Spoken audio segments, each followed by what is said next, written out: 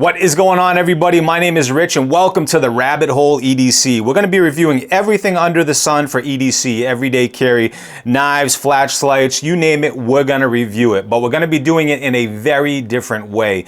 So knives specifically, we're going to be reviewing 5 categories and we're going to do it as fast as possible. So we're going to try to fit in as much valuable information as we can in the shortest amount of time to give you my overall opinion on what I think of the particular knife that we are reviewing. So we're going to go over build quality, ergonomics, operation, lockup, and then price versus quality. We're going to give a score of 1 through 10 in each category, and we're going to see what comes out of that of a total score of a potential 50 top score. So today we are taking a look at the Ketuo Yakuza, and this is an absolute stunner of a knife. This is actually one of my favorite knives for 2024.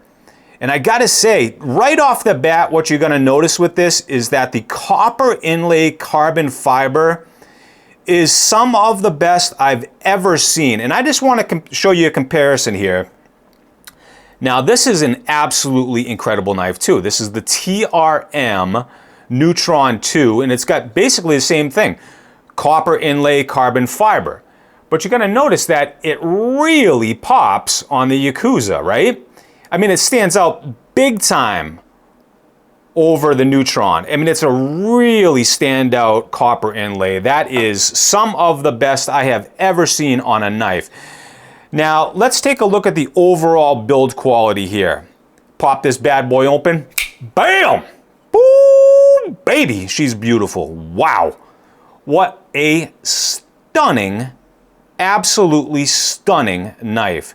Now, Yakuza is basically Japanese Mafia, and I can see why they named it the Yakuza.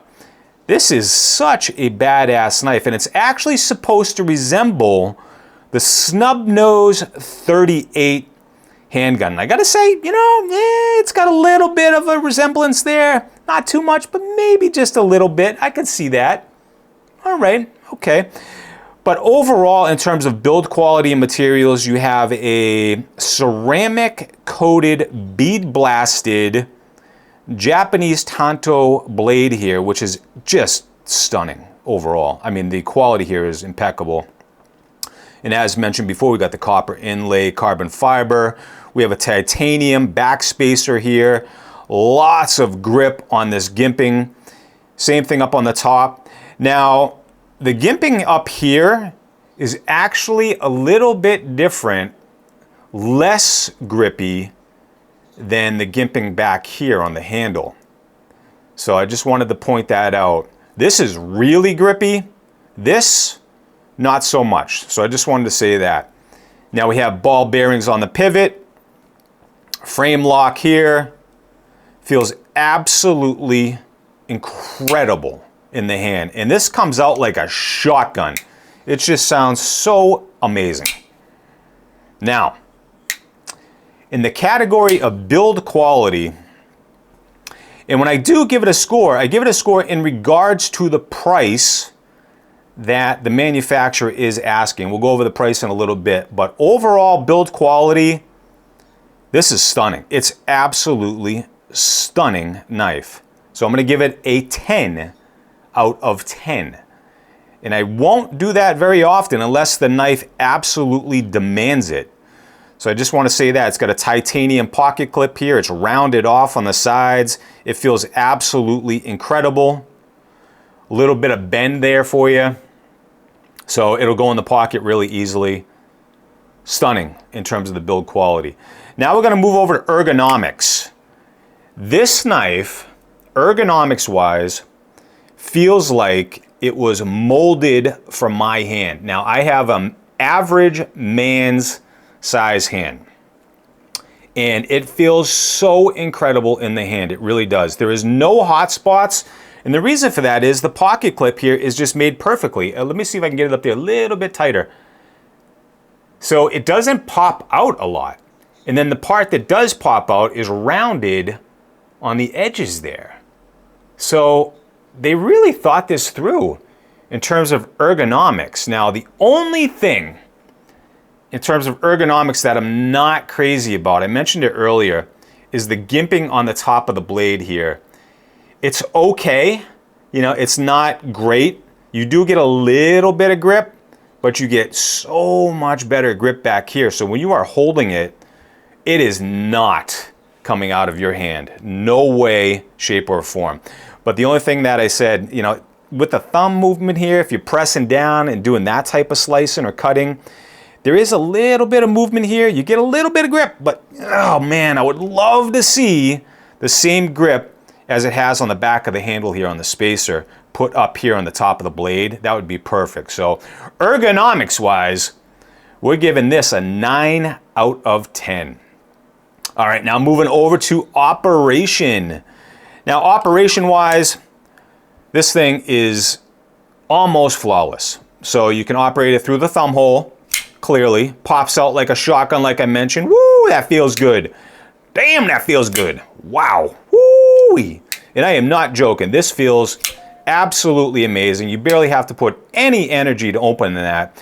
So that's the thumb hole. We have the thumb disc here, which I really, really like, because, you know, if you're moving your hand, if you want to hold your knife down on the bottom, well, then you have the thumb hole. If you want to hold it a little bit higher, you can maneuver your thumb just a bit, go over to the thumb disc, and pop that bad boy out. So, bam, just pops out really easily. Put some pressure right there, and pop. It comes out just perfect. It really does. Now, I am not the best at front flipping here whatsoever. I really suck at it, to be honest. So let's see how I can do here. Boom. Woo! Damn, that feels good. And I honestly suck at top flipping here. Wow. It feels so incredible in terms of deployment. So operation, deployment, fidget factor, I'm going to go with a 9 out of 10 for the Ketuo Yakuza.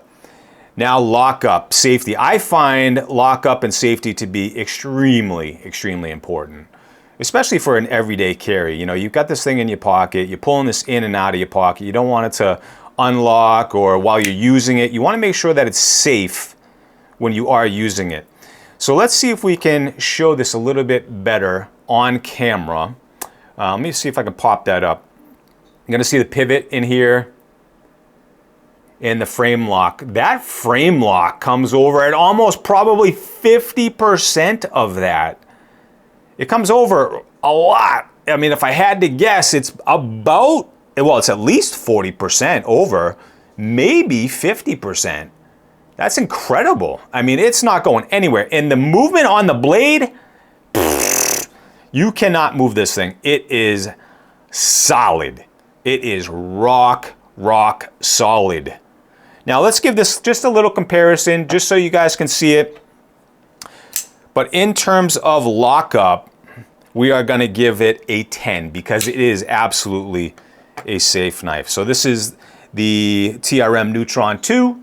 This is the Benchmade Bug Out. The reason I have this up here, just so you can compare it, is it's a very popular knife. I don't want to spend too much time on comparing the actual size. I am going to put these stats up in the corner so everybody sees that, so we don't have to go over that and spend too much time. But this is a comparison from the Benchmade Bug Out to the Ketuo Yakuza. And I know I'm not saying Ketuo properly, or Ketuo, but it is the Yakuza. And this is such a badass looking knife, and it's not much bigger than the Benchmade Bug Out. It's pretty much the same, just a smidge bigger, but it is wider and it is more demanding when you're taking a look at it. So just wanted to give you that price comparison there. And again, the lockup, we are giving that a 10 out of 10. Now, moving over to the last category, we have price versus quality. Do I think this knife is a good value for the price? Now the price is $295. This is not a cheap knife at all. I mean, so if you are looking for a top of the line, good materials knives, you know, you're gonna be spending multiple hundreds of dollars. That's just a fact. So at $295, with a ceramic coated bead blasted M390 blade, copper inlay, carbon fiber handle, titanium everything. You got the backspacer, the pivots, the clip. Everything is impeccably made, and I gotta say, for the materials and the price, this is right in line with the price. So I don't think the manufacturer is asking too much for what they're giving here. I would love to see the price probably somewhere around $250, $275 if I'm being honest, but I do think it's an excellent value for the materials and what they've come up with here for $295. And I'd probably give it a 9 out of 10 overall. So we come up with an overall score of 47 out of 50. That's a near perfect knife. I highly doubt I will ever come up with a knife that is a 50 out of 50. So out of all the knives I've used in 2024, this was my most carried knife. It's a badass looking knife. It has absolutely insane materials for the price. M390 blade is top of the line. It's right up there with some of the best materials. Copper inlay fiber, come on, man. That's just, it's stunning to look at. It's great in the hand. It feels great. It's not too slippery. It's not too grippy. It's just perfect. I mean, Ketuo, they are doing some seriously good work. I know I keep mispronouncing the name, but that's just me. I do that once in a while. That's just part of the game you get with me. But overall score, 47 out of 50. Absolutely knocked it out of the park with the Yakuza. Now, overall, I gotta say, it's one of the best knives I've ever felt in my hand. And that's why I wanted to kick off the channel with the Yakuza. So if you guys enjoy my content, please hit that subscribe button. It really does help with the YouTube algorithms, and it would be greatly appreciated. Let me know something else that you might like in the videos, and I'll think about it, and I'll think about putting it in the future videos. So until next time, I will see you guys in the rabbit hole. Take care. I'm out.